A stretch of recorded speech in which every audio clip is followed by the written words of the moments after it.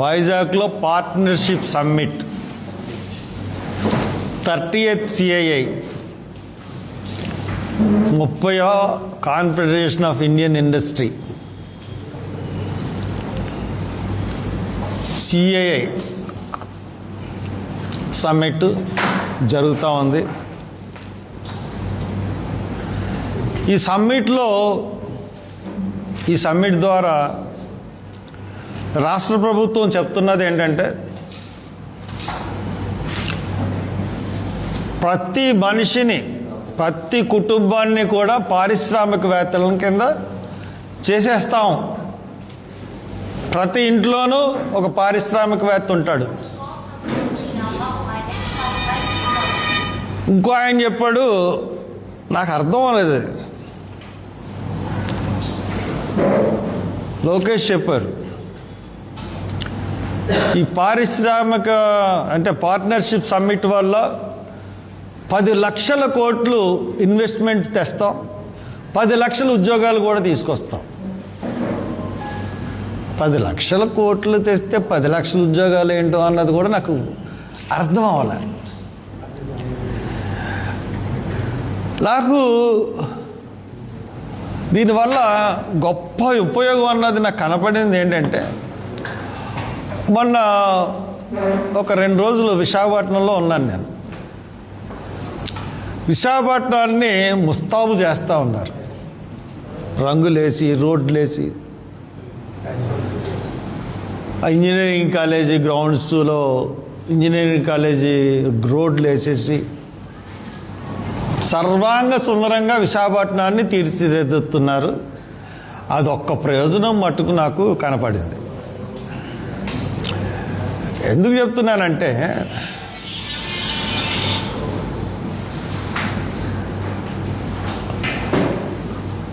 ఉట్టికి ఎగరలేనమ్మ ఎక్కడికో ఎగిరిందంట. ఇప్పుడు దాకా మీరు ఒక్క పారిశ్రామికవేత్తని ఆదుకోలేదు, కానీ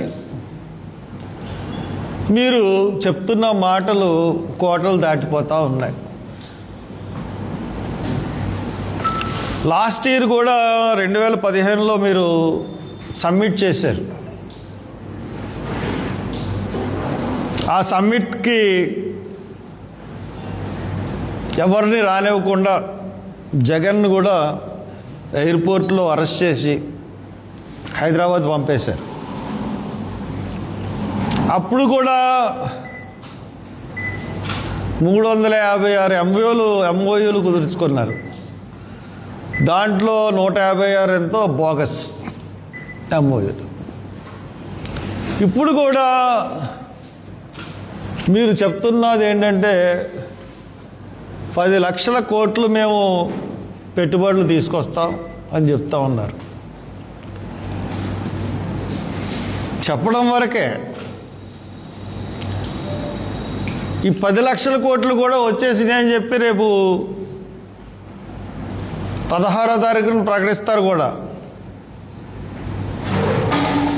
దాంట్లో ఎన్ని డొల్ల కంపెనీలు ఉంటాయో తెలీదు, ఎన్ని పెట్టేసిన కంపెనీలు ఉంటాయో తెలీదు, మీరు నిజంగా ఎంత చేస్తారో తెలీదు. ఇది 30వ కాన్ఫెడరేషన్ ఆఫ్ ఇండియన్ ఇండస్ట్రీ వాళ్ళ భాగస్వామ్యంతో నిర్వహిస్తుంది. Piyush Goyal central government minister for industries కూడా వస్తాడు. ఇది ప్రతి సంవత్సరం జరుగుతూ ఉంటుంది ఎక్కడో చోట. ఈ సంవత్సరం మీరు తీసుకుని వచ్చారు, బాగా హైప్ క్రియేట్ చేశారు, కానీ ఆచరణలో మట్టుకు మీరు ఫెయిల్ అవుతూ ఉన్నారు. ముఖ్యంగా మీరు చెప్తున్నటువంటి ప్రతి ఇంటిలోనూ కూడా ఒక పారిశ్రామికవేత్తని మీరు చూస్తారు రాబో కాలంలో అని చెప్తా ఉన్నారు. మీరు ఎప్పుడు కూడా మొదటి నుంచి కూడా ఒక అబద్ధాన్ని 100 సార్లు అబద్ధాన్ని మాట్లాడితే అది నిజమైపోతుంది అనుకున్న ఒక సూత్రం మీద ఆధారపడే మీ గవర్నమెంట్ పనిచేస్తూ ఉంటుంది. ఎందువల్ల ఈ మాట చెప్తున్నానంటే మీరు అంటుంటే నేను ఎక్కువ మాట్లాడుతున్నది చంద్రబాబు నాయుడు గురించి, టీడీపీ ప్రభుత్వం గురించి. నేను ఎందుకు చెప్తున్నానంటే సూపర్ 6 సూపర్ హిట్ అన్నారు. నిజమే, ప్రజలందరూ సూపర్ 6 సూపర్ హిట్. ఒక్క పథకాన్ని కూడా మీరు చేయకుండా ఏంటంటే అంతకుముందు 10 రోజుల క్రితం మహిళలకు ఉచిత బస్సు కల్పించి ఇంకా తగినవన్నీ కల్పించేసినట్టుగా సూపర్ 6 పథకాలన్నీ అయిపోతున్నట్టుగా ఒక భ్రమ కలుగు చేశారు. నేను ఎందుకు ఈ విషయం చెప్తానంటే మీరు ఇప్పుడు ఇండస్ట్రియల్ సమ్మిట్ చేస్తామంటున్నారు, కానీ మీ హామీలు నిరుద్యోగులకి నెలకు 3,000 నిరుద్యోగ భృతి ఇస్తా అన్నారు, 20 లక్షల ఉద్యోగాలు కల్పిస్తా అన్నారు. ఈ రెండిట్లోనూ ఫెయిల్ అయ్యారు. అలాగే రైతులకి 20,000 రైతు భరోసా ఇస్తా అన్నారు, అది కూడా ఫెయిల్ అయ్యారు. మహిళల్ని మేము ఆదుకుంటాం, వాళ్ళని ఆర్థికంగా ఆదుకుంటాం, 19 ఏళ్ళు దాటిన ప్రతి మహిళలకి మేము 1,500 నెలకి స్టైఫండ్ కింద ఇస్తాము, ఆర్థికంగా ఆదుకుంటాం అన్నారు, అది ఫెయిల్ అయ్యారు. తల్లికి వందనం అని చెప్పి చేస్తామని అన్నారు, ఆ తల్లికి వందనం అని చెప్పి చేసింది 1 సంవత్సరం ఇవ్వలేదు, బస్సులది సంవత్సరం ఇవ్వలేదు. రెండో సంవత్సరం ఇచ్చారు కానీ అందరి పిల్లలకి ఇచ్చారన్నారు, కానీ సరైన స్పందన అన్నది ఈ 2 పథకాలకి కూడా రాలేదు. తల్లికి వందనం కానీ ఒక బస్సుది కంప్లీట్గా వదిలేశారు. తర్వాత సిలిండర్లు, ఆ సిలిండర్ల విషయంలో కూడా ఇప్పటికీ కూడా అబద్ధాలు ఆడుతూ ఉన్నారు. మీరు ఎలక్షన్లో హామీ ఇచ్చిన పథకాలే మీరు నెరవేర్చలేకపోతున్నారు. ఈ రోజున మీరు ఏ రకంగా మీరు ఈ సమ్మిట్ చేసి ప్రతి ఇంటిలోనూ ఒక పారిశ్రామికవేత్తను సృష్టించగలరని చెప్పి నేను ప్రశ్నిస్తూ ఉన్నాను. మీ గవర్నమెంట్ వచ్చినప్పుడు ఎంఎస్ఎంఈలు అంటే మైక్రో స్మాల్ ఇండస్ట్రీస్,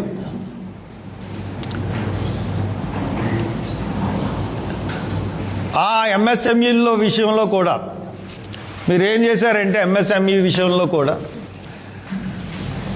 భారీ పరిశ్రమలకేమో రాయితీలు బాగా ఇచ్చారు. భారీ పరిశ్రమలకు రాయితీలు ఇచ్చిన తర్వాత చిన్న పరిశ్రమలో ముఖ్యంగా ఎంఎస్ఎంఈల్లో మీరు చిన్న పరిశ్రమలు అంటే మోసం చేశారు అందరినీ. మోసం ఏ రకంగా చేశారంటే micro small medium enterprises, MSME అంటే మైక్రో స్మాల్ మీడియం ఎంటర్ప్రైజెస్, వీటిలో మీరు ఎంత దారుణంగా మోసం చేశారంటే వీళ్ళకి మేము రాయితీలు ఇస్తామని చెప్పి బ్యాంకు దగ్గర నుంచి 2,000 కోట్ల రూపాయలు అప్పు తీసుకుని 1,500 కోట్లు శాంక్షన్ చేస్తామని ఆఖరికి 500 కోట్లు ఇచ్చారు. ముఖ్యంగా ఈ రోజున షెడ్యూల్ క్యాస్ట్ వాళ్ళకి ఈ ఎంఎస్ఎంఈల ద్వారా మీరు ఇచ్చింది ఎంత అంటే శాంక్షన్ చేసిన వాళ్ళకిలోనే 20% కూడా ఇవ్వలేని పరిస్థితులు మనకున్నాయి. ప్రతి లెక్క నా దగ్గర ఉంది.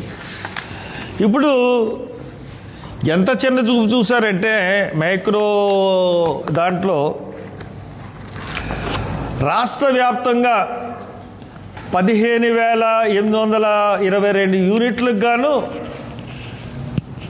1,916.74 కోట్లు ప్రోత్సాహకాలు రావాలి రాష్ట్రం మొత్తంగాను ఎంఎస్ఎంఈలకి. దీంట్లో 2,538 యూనిట్లే అర్హత సాధించని చెప్పి 275.47 కోట్లే రిలీజ్ చేశారు. అలాగే భారీ పరిశ్రమలకు వచ్చేటప్పటికి 182 యూనిట్లకు గాను 694 కోట్లు పైగా మీరు రాయితీలు ఇచ్చేసారు, అంటే సబ్సిడీలు. భారీ పరిశ్రమలకి రాయితీలు మీరు కల్పించారు, కానీ ఎంఎస్ఎంఈ రాయితీలు ఎంత అంటే 275 కోట్లు ఇచ్చారు. ఇంకా ఎస్సీ ఎస్టీల్లో 100% రాయితీ ఇవ్వాల్సింది అస్సలు ఎస్సీలకి అసలు రాయితీలు ఎంత పర్సెంట్ ఇచ్చారంటే ఈవెన్ 11 లక్షలు, అంటే 40 లక్షలకి ఇవ్వాల్సిన శాంక్షన్ చేసి యూనిట్లకు కూడా దాంట్లో 20% అంటే 11 లక్షల కన్నా తక్కువ రూపాయలు సబ్సిడీలు ఇవ్వడం జరిగింది.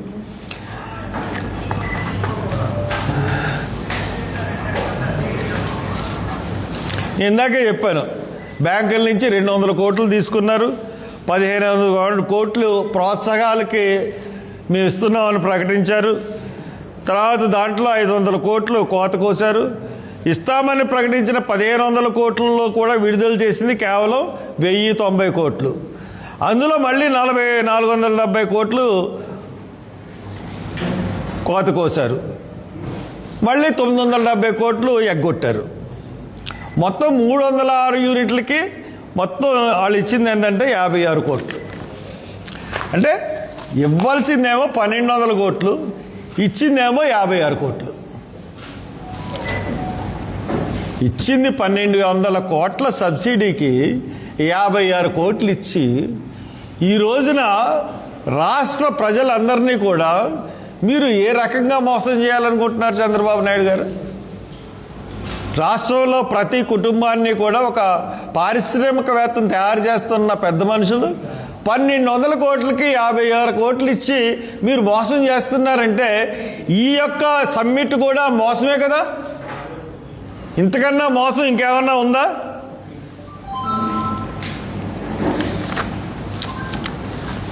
పెద్ద కంపెనీలకు వచ్చేటప్పటికి 694 కోట్లు, చిన్న కంపెనీలకు వచ్చేటప్పటికి 56 కోట్లు. ఇది ఎంత దారుణం అంటే ఈ ఎంఎస్ఎంఈ వాళ్ళందరూ కూడా ధర్నా చేశారు. ధర్నా చేసిన తర్వాత లోకేష్ ఆఫీసు తయారు చేసింది లిస్టు. ఎప్పుడైనా సరే ఎవరికన్నా సరే ఒక లిస్టు ప్రిపేర్ చేయాలంటే గవర్నమెంట్ దగ్గర నుంచి కొన్ని నియామకాలు ఉంటాయి, అంటే కొన్ని ప్రిన్సిపల్స్, కొన్ని సూత్రాలు ఉంటాయి.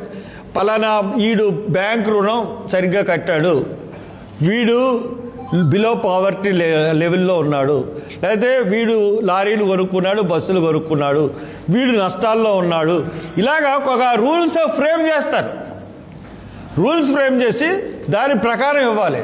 అబ్బే లోకేష్ ఆఫీసు ఎవడికి చెప్తే ఆడికి టిక్కు కొట్టడమే.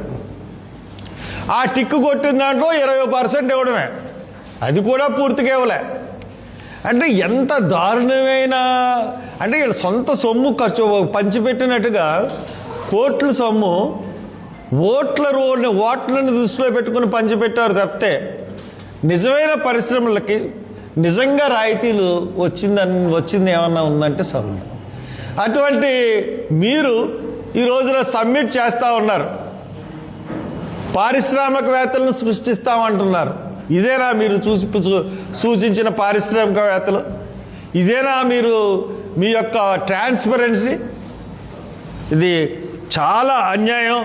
ఇంతకన్నా అన్యాయం అన్నది ఇంకొకటి లేదు. ఇంకొకటి ఏంటంటే మనం చూసుకున్నట్లయితే లాస్ట్ సమ్మిట్లో మనం చూసుకున్నట్లయితేనండి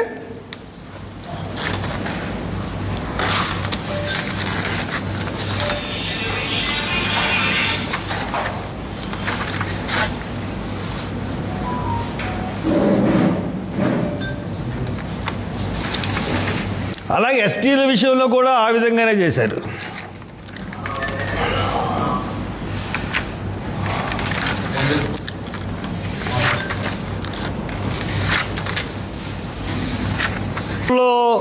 విశాఖపట్నంలో జరిగిన పార్ట్నర్షిప్ సమ్మిట్ సేమ్ ఇదే సమ్మిట్లో 361 ఎంఓయూలపై సంతకాలు చేశారు. దాంట్లో 115 బోగస్ కంపెనీలని తేలింది. నేను ఎందుకు చెప్తున్నానంటే ఇది నేను హర్ష్ కుమార్గా చెప్పట్లేదు. ఇది నేను ఖచ్చితంగా 100% నేను రైట్ టు ఇన్ఫర్మేషన్ యాక్ట్ తీసుకుని దాని ద్వారా నేను చెప్తున్నాను. అప్పుడు ఒక ఆఫీసర్ రావత్ అని ఎస్ఎస్ రావత్ అని ఒక ఆఫీసరు ఆయన ఏం చేశాడంటే ఆ సమ్మిట్లో JWT mind set advertisement private limited అనే సంస్థలకి 17.10 కోట్లు విలువైన 12 వర్క్ ఆర్డర్లు విడుదల చేశాడు సమ్మిట్లో.